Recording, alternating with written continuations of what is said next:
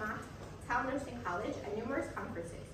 She's lectured internationally for over 35 years. Founder and former director of the Advanced Talmud Institute and Daf Yomi Matan, somewhere that I learned, Jerusalem. Rabbi Yardena also served as director as the assistant center for a team, giving counsel and advocating before rabbinic courts and state institutions on marriage, personal status, conversion, burial, art, surrogacy, and halachic prenuptials.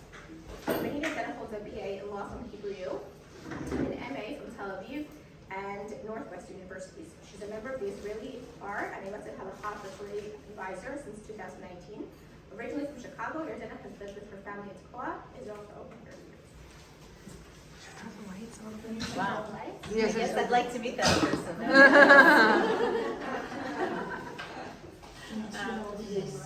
It's a pleasure to meet all of you, I have to say. Last year, first of all, can you hear me well? Yes.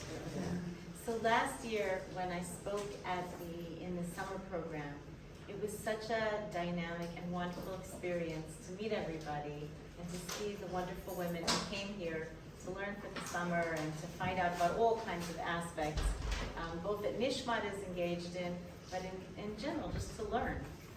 And so I hope to repeat that in terms of my subjective experience. I just have to preface by saying I'm not feeling 100%. So if all those wonderful superlatives you heard don't prove to be true, please write it up to just God wants certain things to happen right now. Maybe it's a good idea to pull down the shade a little more so that we can see the Maseget better. I don't know if they go down even further. Does anybody know? And to turn off the lights. Let's do all the lights because there's enough.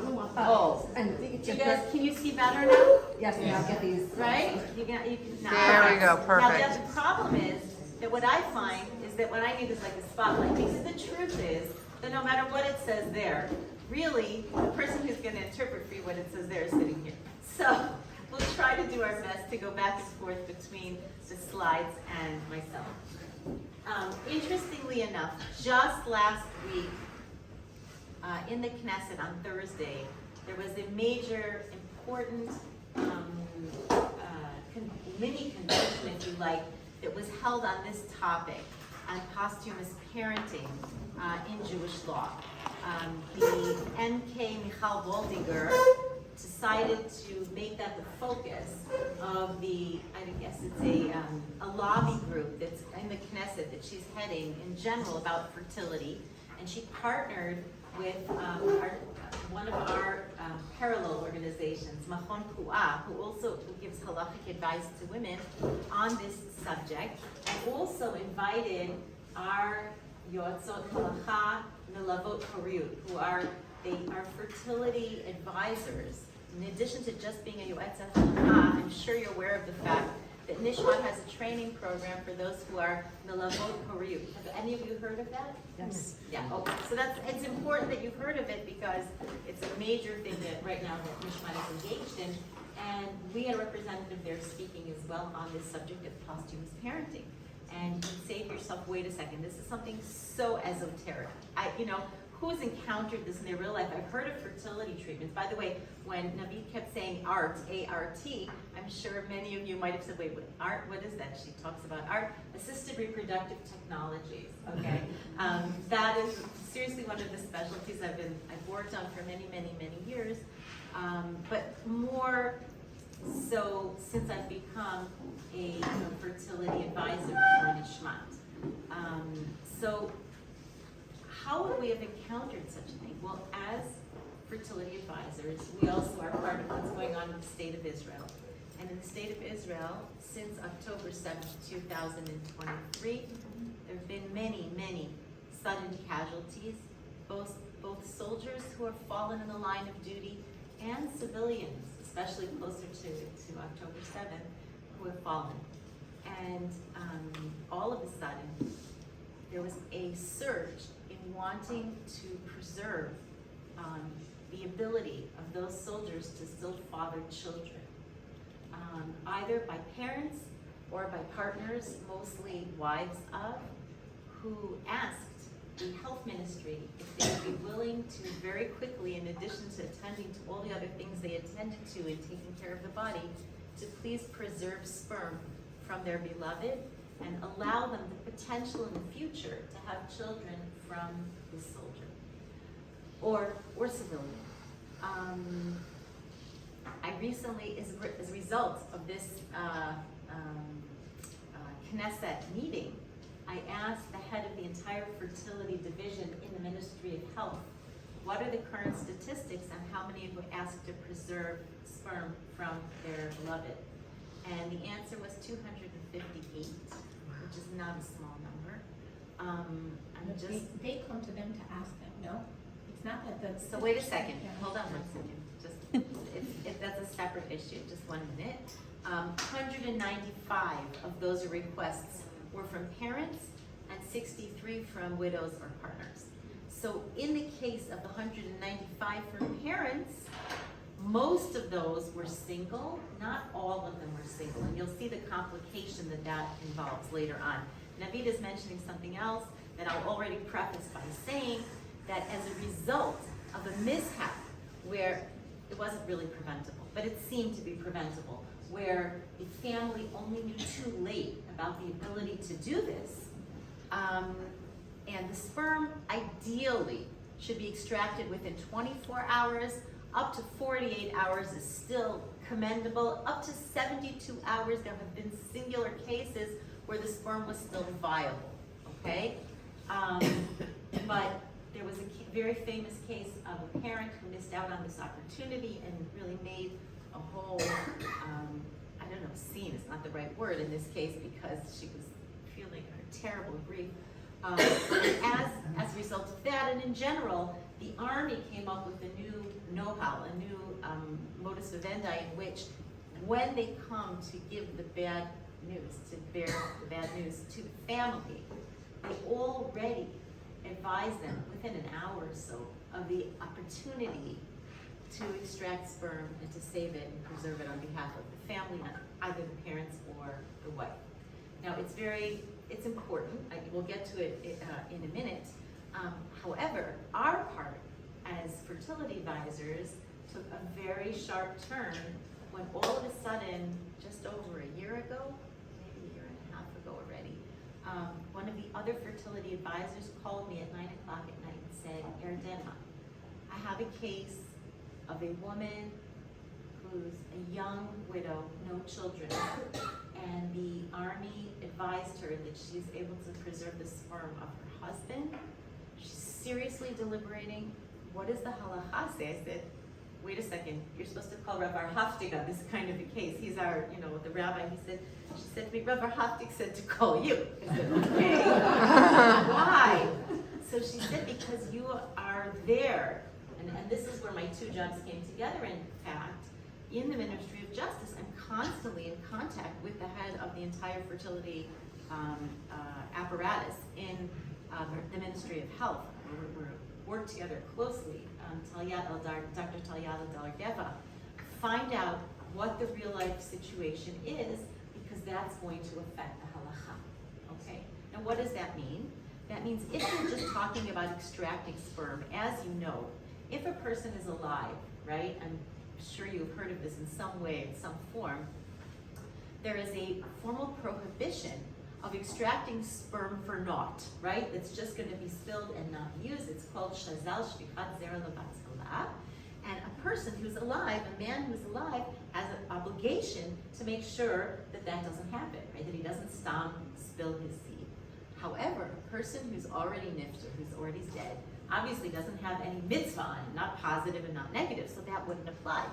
Is there any other isur that would apply? Well, in general, if we're talking about just extracting the sperm, which can be done up to 12, maybe 24 hours, we're using an electromagnetic sort of jolt that is put into his body, then that would be one thing, and it wouldn't be asur. But in this case, actually what's needed is a small operation in his testes in order to extract sperm, and that's already becomes the halachic question of how one is allowed or not allowed to treat the body. So there became a halachic parameter with regard to extracting and just preserving the sperm, We're not even talking about using this word. But there were two halachic questions now that would go together, and they depended also on the reality of the situation. So in fact, I called Talia, and she said that's true. In fact, they're going to do an operation. They will remove some or part of the testes, and they will do an operation. They will sew him back together. He'll be whole. Don't worry. He'll be buried, etc. But I still needed to find out, and we had a late night consultation, myself and Rabbi Hafti, if this was a problem of kvod hamid. So I'm going to leave you there in the middle of the story, and now get into the presentation. Do you want me to what this means? Do you want me to manage the slides? That would be helpful. Yeah. Thank you.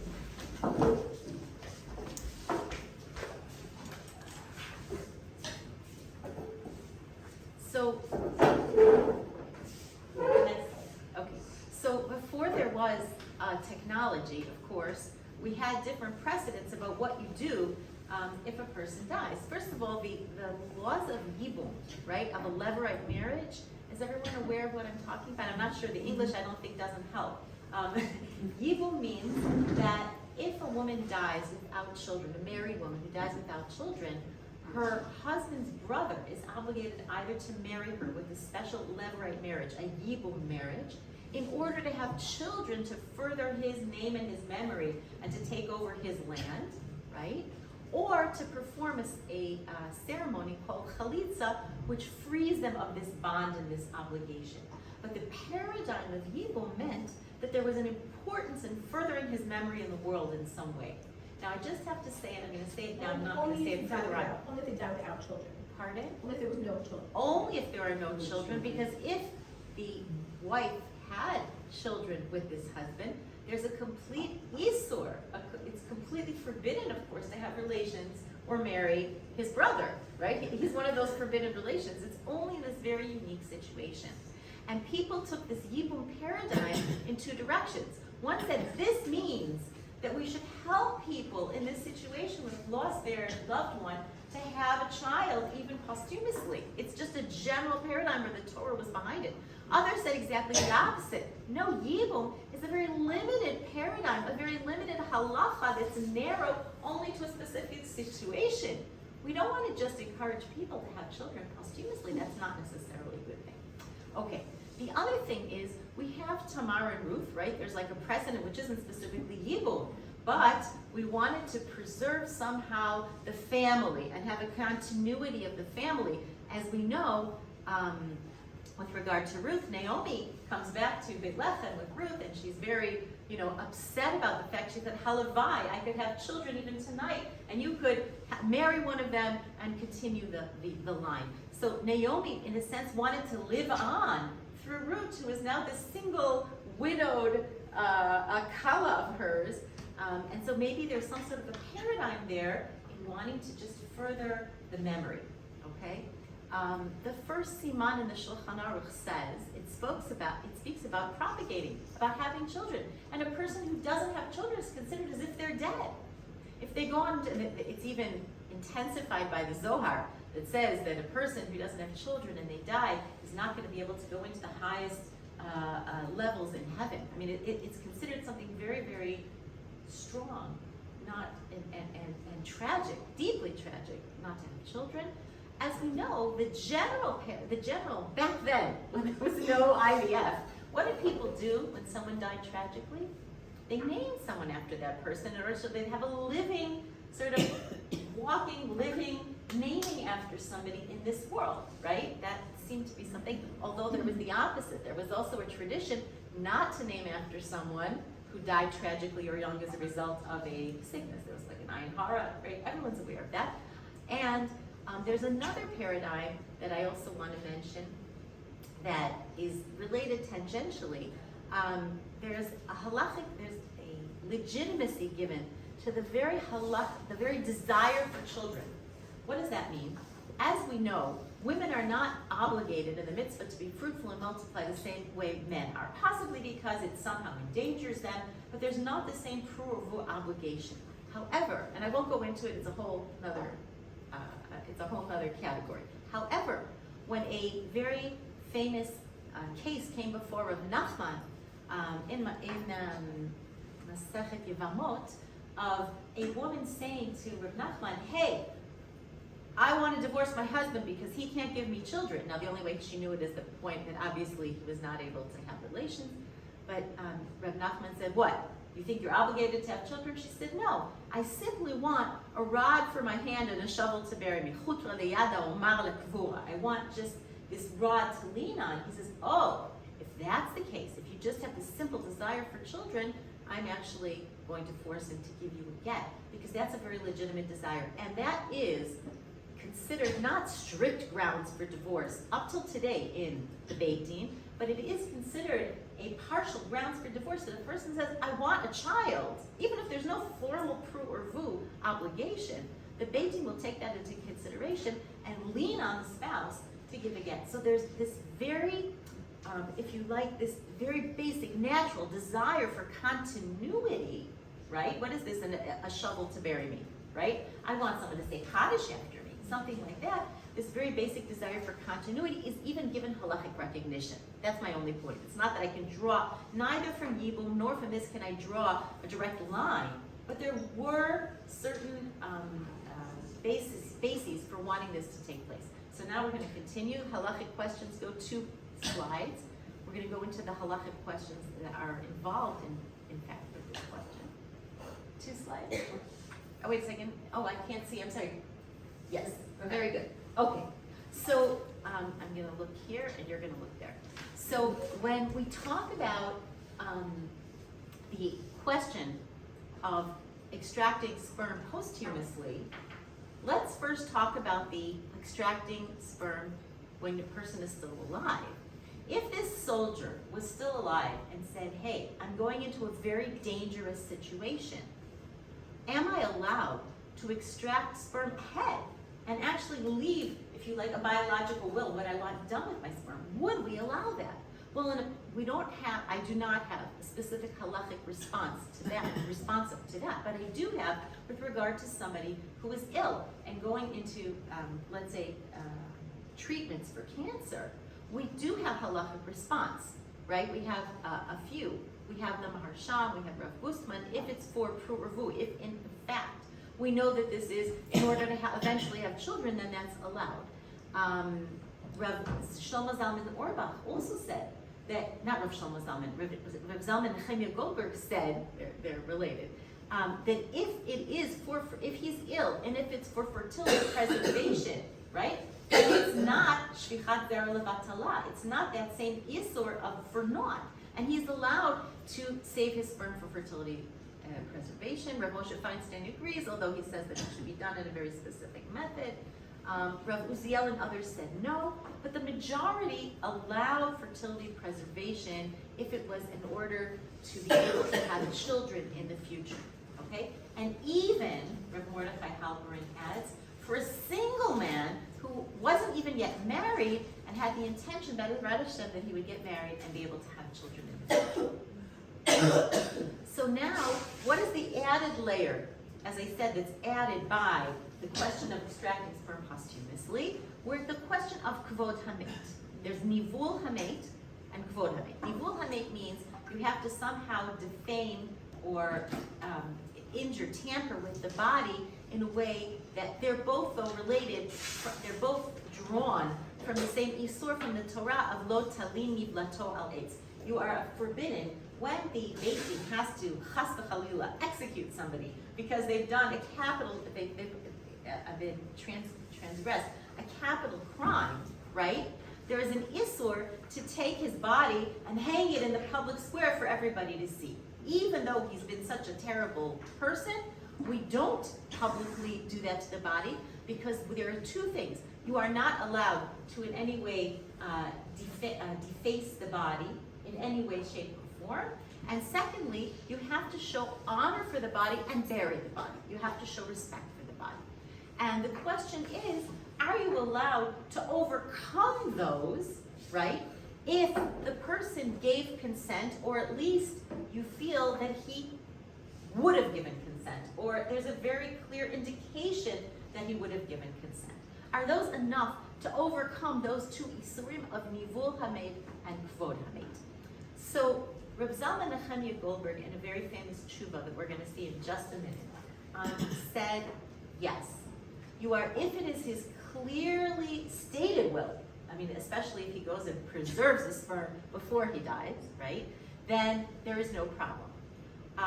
Others said that if he did not, even if he specifically stated that it was his will, such as Rav Shafran wrote a whole article about Rav Yigal Shafran, wrote that even if he specifically said so, nivul hamet is not specifically his nivul. It's not his, oh, I can say that for me that's not considered defacing my body. Nivul hamet is in general somehow defacing mankind and the image of God in mankind. It's not his personal decision to take. And the same thing with kvod hamet. Kvod hamet is not his kavod, it's the kavod of his family, right? It's not his specific ability to say, I'm okay with it, right? It's either the kavod of his family or the kavod again of all of mankind, which he's not allowed to overcome, even if he specifically left written instructions, okay? We do it to save other people, even when it's not saving their lives, like for cataract. Oh, so 1 second. So then the question becomes, if it is a question of pikuach nefesh, of saving another life, before we get to that, if we get to the question, if it's a question of saving somebody, of saving their life, we're going to get it into a minute, but if it's a question of saving them, then we would be allowed to overcome that, because as we know, there's only three things we're not allowed to overcome to save a life, right? What are those three isurim? Bichud damim, spilling blood, avodah zara, worshiping idols, and gilui arayot, having forbidden relations. So for any other reason, in any case, one would be allowed to overcome even this isur without asking him. Completely not related to his will, right? It would have nothing to do with him, it would have to do with us. The question is, what about cases that don't fall into the category of pikuach nefesh, such as a cornea transplant, okay? What if you want to save a person's eyesight? Are you allowed, it would be one thing to say that you're allowed to donate a heart to save his life, right? But what about, are you allowed to donate a cornea that is going to save his eyesight, but not his life? That's somewhere in the middle. Are you then allowed to do it, not for pikuach nefesh? So we have, if you look at the third thing of defaming the body, Rav Moshe Feinstein and Rav Shlomo Zalman Auerbach, in light of what Rav Feinstein said, first of all, if you are only taking something very small, not a cornea, even before we talk about a cornea, that would just say, like for instance, if you want to do a small biopsy that will give us indications that will be able to save another life or even improve another life, you're allowed to do it because you're not actually doing nivul. It's such a small amount. You're not defacing the body. You're doing something that had he been alive, he would have said, okay, go ahead and do it. Take that small amount from my body. So possibly, if we're talking about, for instance, extracting sperm posthumously, there's no nivul about it, right? They're just taking something that he would have agreed to. What, if you want to do this in order to fertilize my wife, Beseder, no problem, right? He would have agreed to that procedure. Not only would he have agreed, we would say that's something that a normal person does, and therefore it's not nivul. However, when you talk already about doing a biopsy in his testes, you have something a little more borderline, right? Not everybody would agree to that, right? That's already something that, and also that's not necessarily the tiny small amount that Rav Moshe Feinstein spoke about. It's more borderline. The second thing that, first of all, is that Rav Dichovsky said that even if we are to use the precedent that Navit talked about of a cornea transplant, that people such as Rav Unterman allowed, even though it was just to save a person's eyesight, okay? Because he said we should look at the sugya of nivul hamet or of kvod hamet in the eyes of the person who would say, for sure, donate the cornea if it's going to save his eyesight. That's something that a person would have agreed to, But Rav Dichovsky said, okay, maybe we have that when we talk about saving something like eyesight, but here, what is the point? What is the purpose? Are you talking about fulfilling a mitzvah here? Not necessarily. The person himself is not going to fulfill the mitzvah of puravu because he's already deceased. the child might not even be considered related to him if you're taking sperm posthumously. So I don't understand, says Dechovsky. Maybe, possibly, we don't have a problem with defending the body, of defacing the body, right? But do we have a mitzvah that's involved here? Rav Halperin distinguished between just extracting sperm and having to use the testes. With regard to extracting sperm, he said there really is no nivel. We can use the precedent of Rav Moshe Feinstein. However, if we talk about doing an operation where we're removing part of the testes and doing an operation, etc., there is a question of nivel, and this is permitted if we know it is the deceased's desire.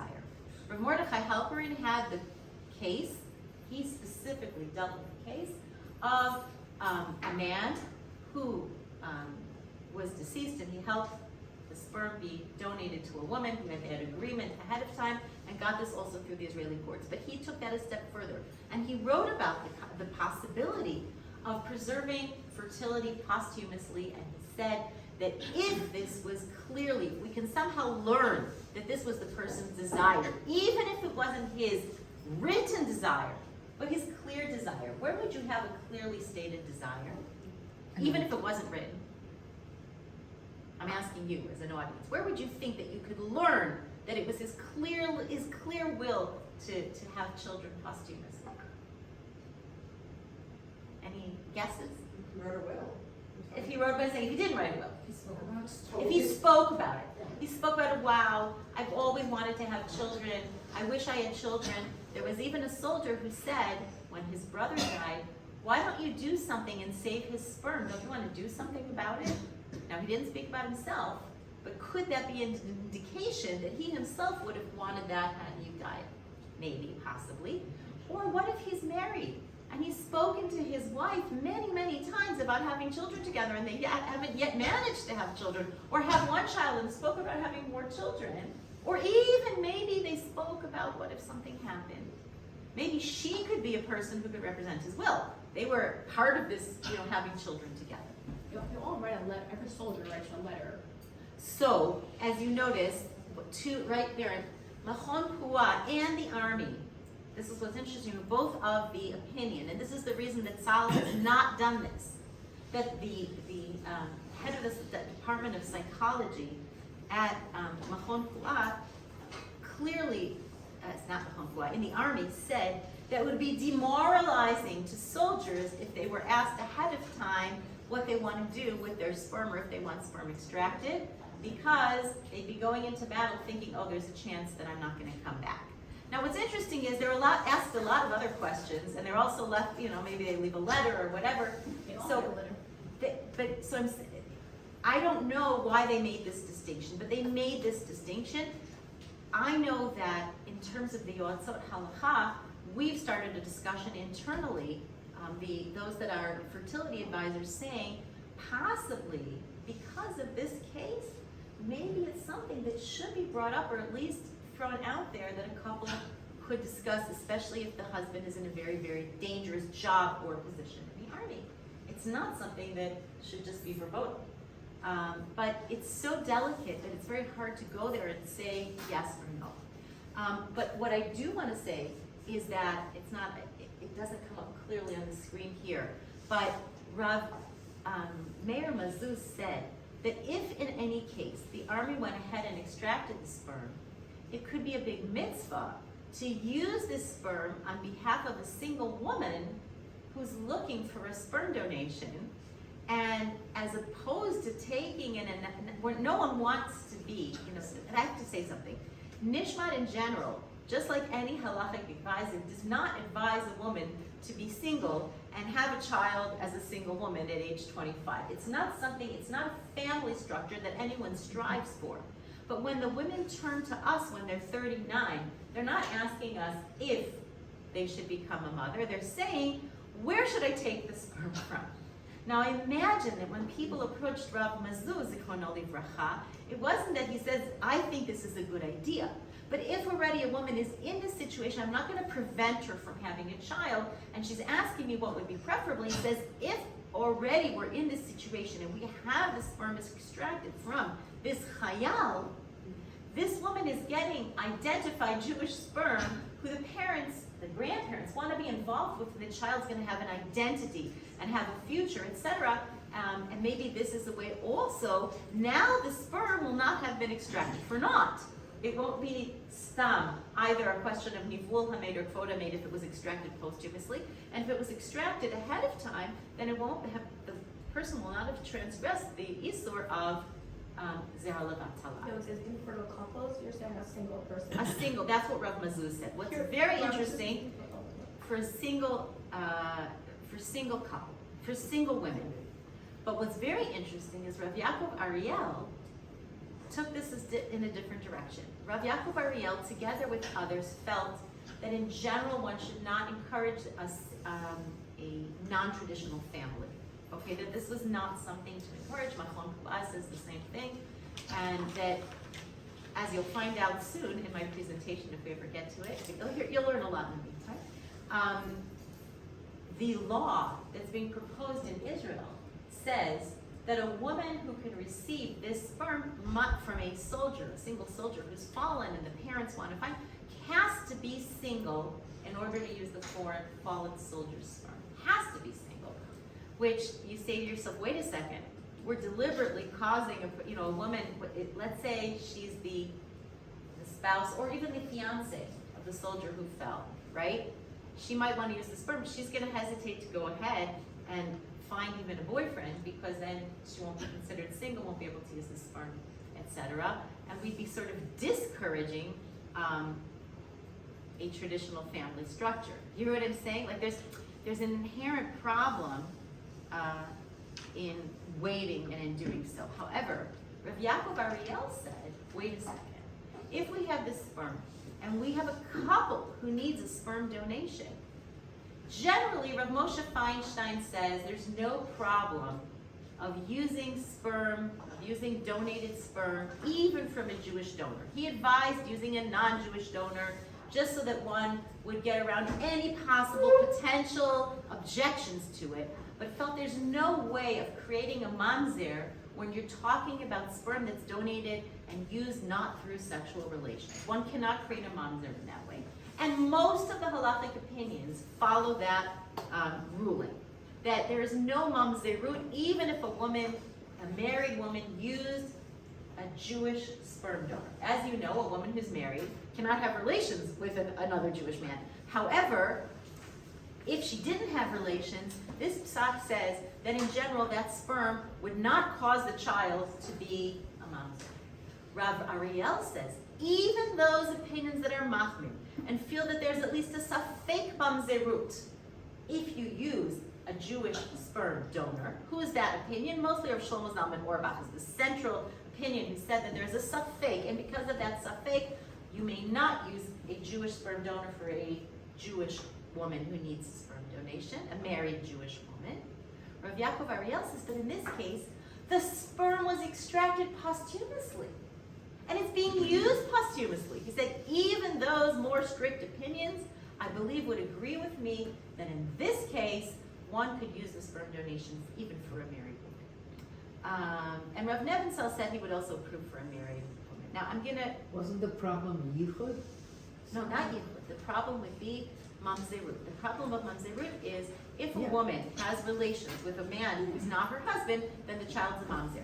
But Rav Shlomo Zalman said, even if there is a mixing of the genetic materials, the child can be considered a mamzer.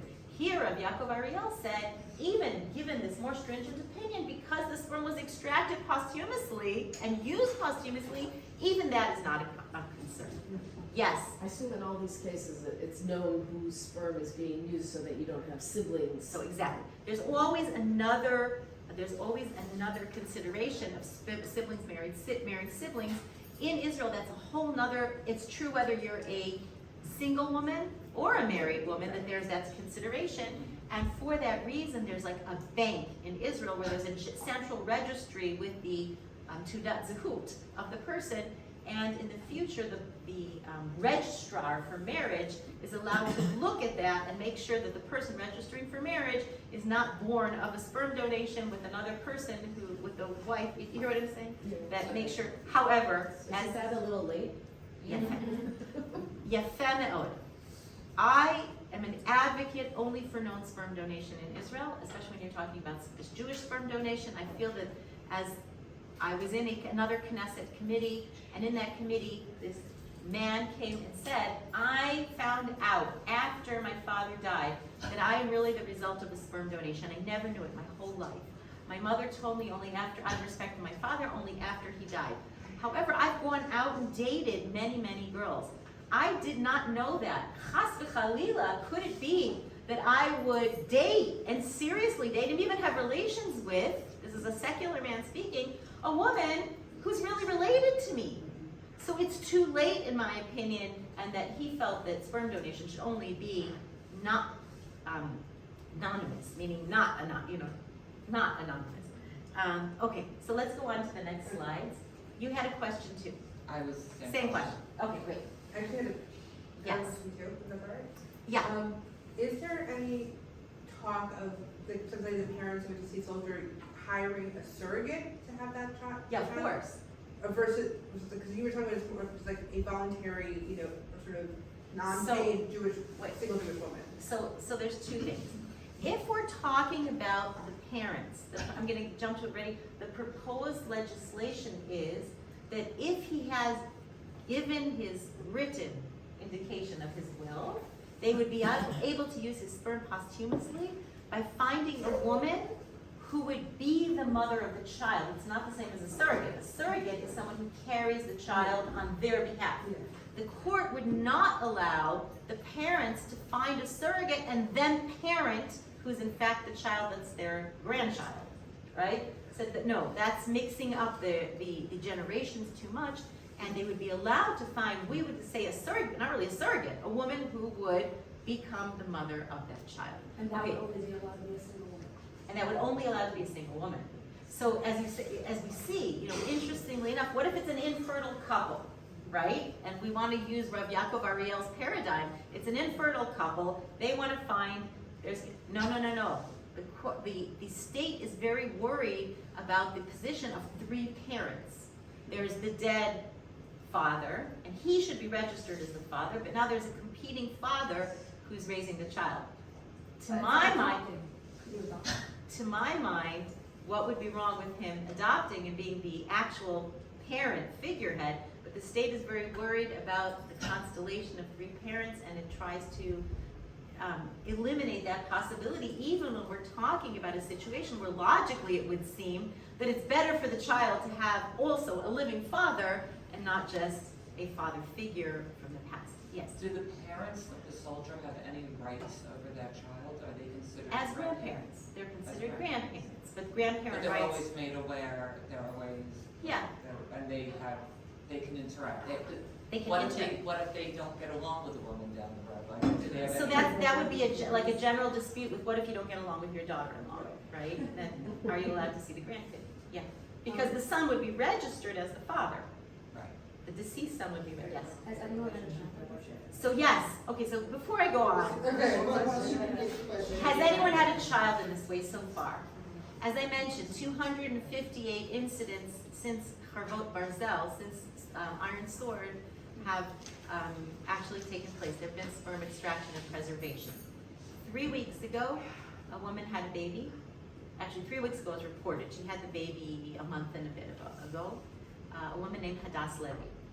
In preparation for, I had only heard about her, and in preparation for today's talk, I went to look at the quick documentary that was done about her that sort of traced the development of her making this decision.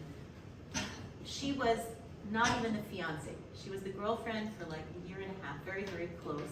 She felt she had met her bashert. It wasn't just like a relationship. And he felt this about her. She said something very, very, very sweet about the closeness of their relationship. She said, I waited so many years. She's 35. I waited so many years to meet my bashert. They knew that I had met him. And then she said, they didn't even come tell me. They went to tell the parents. And my sister-in-law called me. Called me.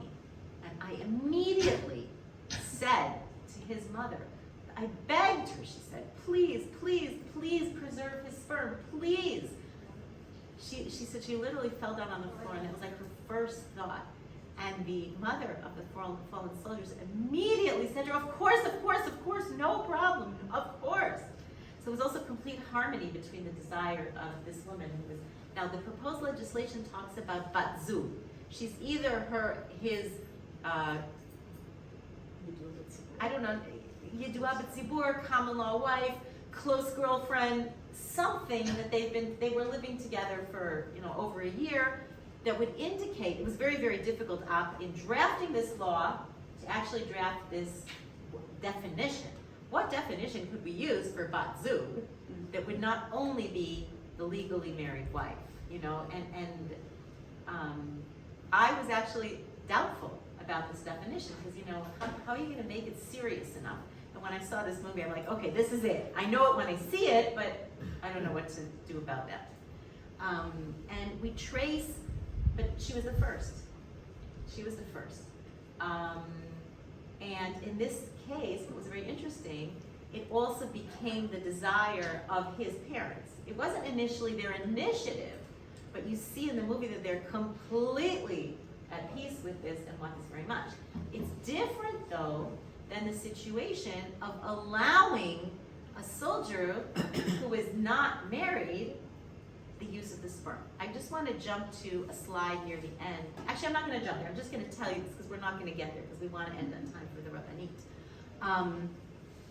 During the war, the Ministry of Health changed its directives. Before this, a parent, right, was not allowed to ask even for the preservation of their son's sperm without a court order. They had to run to court, get a court order, often this happened in the middle of the night, and then ask the hospital to preserve the sperm. Because of the misses that might take place, the Ministry of Health changed its directives and said that one is allowed just to ask the army to preserve sperm, and the preservation will take place at the parents' say-so, unless the wife disputes this, right? So if he's single, there's no one to dispute it. If the batzu, or we know that he wrote, do not preserve my sperm, in that case it has to go to the court. But other than that, because of the time consideration, even without a court order, one is allowed to preserve the sperm, which has always been the case with regard to the wife. The wife has always been allowed to ask for preservation of the sperm just on her say-so. But there was a widening of the directives, a broadening of the directives to allow this to the parents. However, as a result, think about now the gap that's been created. There's an expectation created in the minds of the parents that they're going to be allowed to use the sperm. However, and this is something very, very important, in 2003, the Attorney General came up with his directive about the use of sperm from the deceased. In this directive, he said that the wife, or batzu, and only her, is the person who has the authority to say what is going to be done with the sperm, both preservation and use of the sperm, unless one can prove that he specifically appointed someone else to make that decision. What does that mean? That unless he gave a specific directive that his parents would be allowed to preserve the sperm, or to the point, use the sperm, they were not allowed to use the sperm unless they could prove that this was his will in order to overcome. Why did they say that? They said because she is the one, if he left specific written instructions, then we know what to do. Then we follow his specific written instructions. Okay? That overcomes everything. But if he did not, then how do we know his will? She is the one who most closely knows his will. If you could go down for a minute with me to slide number 13. I can't see the numbers, so just stop me when I get there. It's, keep It going. says 11. 12. Oh, it does. Right there, right? That it says, at the bottom here, the preservation of the sperm will be done at the request of his batzug bilvad. She is the only one who may ask for it. Together with this, there might be cases where we see very complicated situations that we may have to decide. So basically what happened in the past is the parents would go to court and they'd say, my son indicated that he wants a child. The court would say, I'm not going to decide that you can't preserve the sperm. I'll pass it on to the next level. And of course I'm going to allow for the preservation of the sperm. But then we had the same situation as we have now. We have lots and lots of vials of sperm preserved, right? But without the ability of the parents to use the sperm. And in fact, if you go to the slide before that, on the Israeli timeline, the slide just before that, if you could go to. On the Israeli timeline, right, after the directives of the Attorney General, right, the two cases that we have, Ba'am 7141/15 and 6046/18, the court stated again and again that if in the first case, the sperm was extracted at the behest of the wife, who subsequently said she didn't want to use the sperm, and the court said you can't then overcome the wife and use the sperm by the parents, right? It's either once they were married and she was the one who made the decision, they can't now decide to have the child with another woman, and that's even if she doesn't object, right? And in the second case, the same thing. The parents extracted the sperm, but the court said without direct expression of his will, we cannot presume to know that he wanted kids posthumously with a woman that he did not know. Okay, now those are not halachic grounds, those are what the Israeli law says. So I want to take you back 2 slides. I'm going to skip over a lot of the other slides. There's the moral and halachic considerations that we spoke about, some of them, but yeah. From here? No, I want to go to slide number 10. One more. This is This is it. it. This is it. This is it. Rabbi Stav versus Rabbi Sherlow. Rabbi Sherlow said the following. He said, when you have a woman who's married, then we know that the husband had a brit with her, had a covenant to have children. And he's actually obligated to give her children. Part of the mitzvah of onah, of giving wife sexual satisfaction, is also giving her children. And his mitzvah of onah, right, supersedes everything. And I said to Rav Sherlow, I called him and said, okay, there's this brit, but that's when he's alive. Does that mean that he has to provide her with children even posthumously? And he said, I feel that brit, that covenant that he has created with her, says that yes, and she is the one who can say whether or not he wanted to have children posthumously, and that brit continues even beyond the grave. And he said that the line has been crossed when you talk about parents who want to use the sperm of their dead son, because it is not part of the natural process of parenting, right? But it's their desire to keep their son alive, which is a very natural desire, but it's not part of the natural process of parenting. It is not the same as the wife who had a covenant with him to have children together. Rav Stav said exactly the opposite. When people are alive, then they have this covenant, but when there is a deep and special connection that they have. But after death, this connection dissolves, and it is the parent's obligation, for instance, to bury their son and to take care of them and to take care of the inheritance, etc. And this very, very strong relation that existed when the husband and wife were alive dissolves after death. It was very, very interesting. Does that make no difference if they have kids already together? Whether or not they have kids Because together.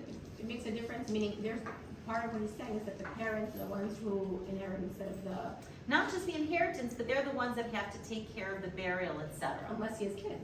Unless he has kids. You're right. This would only apply if they didn't have kids. Correct. I'm sorry, I stand corrected. So, Rav Bochko, the next slide, responded both to Rav Stav and to a certain extent to Rav Sherlow.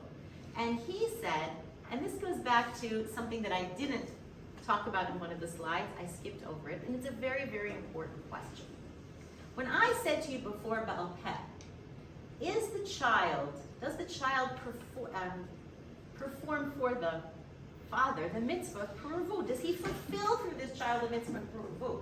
Across the board, halachic poskim say no. You cannot perform a mitzvah posthumously, right? You just can't.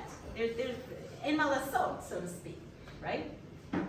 However, there's a secondary question. Is the child considered even related to his father? Is he considered part of the family, right? And this became a matter of dispute between Rav Yisraeli and Rav Shlomo Zalman Auerbach. Right. Indeed, I was right. Rav Shlomo Zalman Auerbach is the one that says that he is in fact related to the father. So for purposes, for instance, of inheritance, he would inherit the father, right? He's miyuchas acharav. And Rav Shlomo Yisraeli said, no, the child is not even considered related to this father. Now, what's very interesting is this all stems from a discussion. Remember the discussion we mentioned of Yibum, right?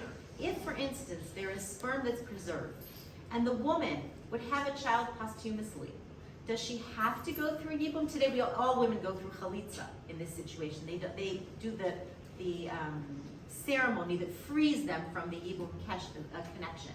However, is the child that's born posthumous, does he free the wife from doing chalitza with her brother-in-law?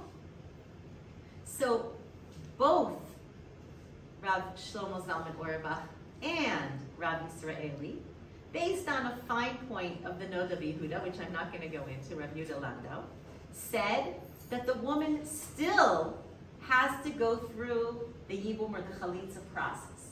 This does not fulfill the requirement of the man having died with a child, right? It says uven en lo. If he doesn't have a child, she still has to go through the Yibum or chalitza. So Rav Yisraeli is consistent, if you like, and says, and that means the child's not related to the father. Rav Shlomo Zalman Auerbach said no. The child is considered related to the father, but for the purposes of Yibum and chalitza, they still need to go through Yibum and chalitza. Even if there's just a doubt, she would have to do it. She would have to do it. However, the child is related. Now, Rav Bochko then says, regarding what Rav Stav says, look, if the child is not related, so who cares? We can just use his sperm, and nobody's harmed by this, right? And it can be used by the parents. And there's no reason for the wife specifically to use the sperm. And if the child is related, right, considered the father, so if the parents have a child using, sort of another young woman, if you look at that comment, it'll be something good in the name of the deceased. So Rav Bochko says it's possible that there is a place for this saying, and it has a certain logic, but we need a deep discussion of this question, halachically and also morally, because it is not so simple as donating a cornea or parents deciding on behalf of their deceased son to have a child. And therefore, he said, we have to have a very serious halachic discussion, not just about the specifics of, is the child considered related or not related? Have you transgressed an isur or not? But we have to have the deep moral discussion if, as poskim, we want to allow this with regard to the parents using the sperm of the deceased. I think everyone would agree that, I'm going to end in a minute, that with regard to the wife of the deceased, there would be much less of a problem. And in fact, the answer to the question that was asked of me was, if the woman knows that it was the clear desire of her husband to have children, even posthumously, we would say that that's enough of an indication to rely on the shita that says it's not nivul hamed, and it's not a transgression of kvod hamed, or the respect of the dead person, if the person himself would have agreed and it would have been his will to do so. We can rely on that shita if she's fairly certain it was his will, and if it's not going to be for naught, if she's at least fairly certain that she's going to use it, and it's not just, oh, let's just do it in case. So that it relied on those parameters, and the important discussion had to be had at that moment in time by this other Yoetzet halacha with the woman who she was actually sitting with. And to this day, I don't know what she decided. I know in another case, a woman who did decide to preserve, and she hasn't yet had a child with. We're going to end with these 2 questions. Thank you all very much. I hope we have enough of a closure, and I'm happy to give you the slideshow so that you can go through this more fully. Yes. There's a couple, they have a few kids already, the husband gets killed, Khalilah, Yeah. and the wife wants to preserve the sperm. Yeah. Is that allowed? Theoretically, it's allowed. I think that halachic poskim, Rav Zalman Nechemia Goldberg's line, who's the one who was matir this. I mean, if you want to remember one name, which you haven't seen the slide for, Rav Zalman Nechemia Goldberg allowed posthumous sperm preservation and use by the wife. Okay, and is it allowed? Generally, he says to have the first child or the second child would be allowed. To have subsequent children, it's much more of a doubt. So I think the one element we haven't talked about on this is the children born of these circumstances. I know we've only had like the first baby just born, but like, is there any discussion about like what it's going to do to them to be born in such a complicated situation? Exactly, and some of the poskim who spoke about this said, I will not allow it due to best interest of the child. That's one of the slides that you have there that we skipped over. But due to the question of best interest of the child, I'm simply not going to allow it. And in addition to the family structure, we're sort of making the child like a living, walking monument, and what's going to happen psychologically. So we have to weigh these 2. We really have to weigh these 2 factors very, very seriously. There's not one halachic formula in this case. Thank you very much. Thank you.